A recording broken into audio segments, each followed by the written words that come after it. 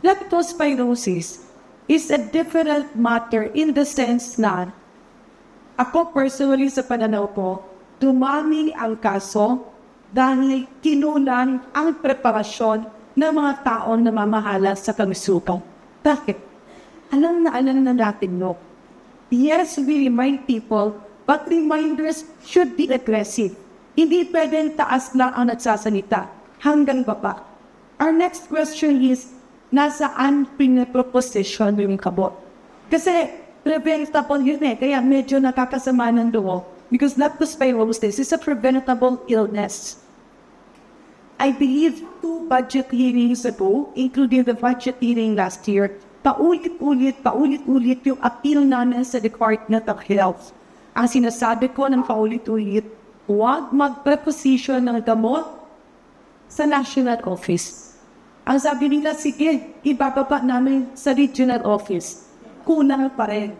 Dapat i-preposition ito dun sa mga school, sa LGU level.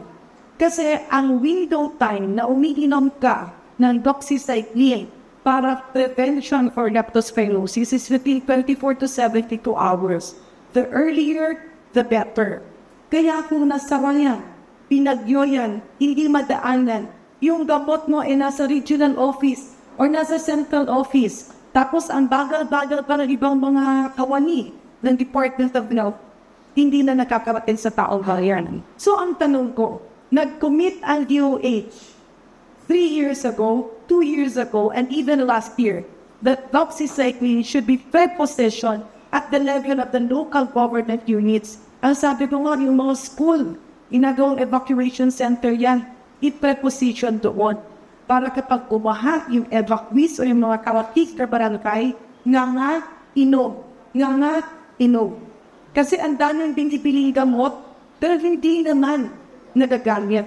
Yun ang masakit It's very painful to see people dying, to see people critical in the hospitals for an illness that should have been preventable. So if you ask me, it's not, alam mo, pang-politika ulit yung nililig sa flood control projects If you ask me, it's a failure of communication reaching the people, and it's a failure of implementation.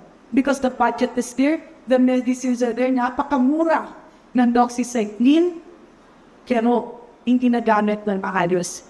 Kapag nasa mga barangay, di nakikita ko ng lumalangoy, o nga, inom kagad. Kasi may mga situation talaga, hindi mo mapigilan ang pang-wait. No? Nabaha ka, pauwi ka.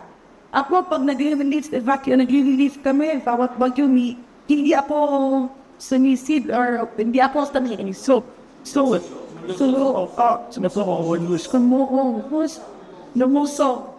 Pasensya na Bisaya ako Bisaya Ilonggo. Kumbaga sa Ilonggo, wala ko yan nagkatutuya sa pero syempre, tatawid ka pa rin kung ano dyan. Lahat ng staff ko, lahat ng taga-DSWD, talagang pinapangunan namin yan at bigay lang ko. So, ito yung mga bagay-bagay, we have to walk the talk. Pasensya na nga, minsan kasi nakikita ko lip service lang ang nangyayari sa ibang kawani sa arrange ka ng pamasupa.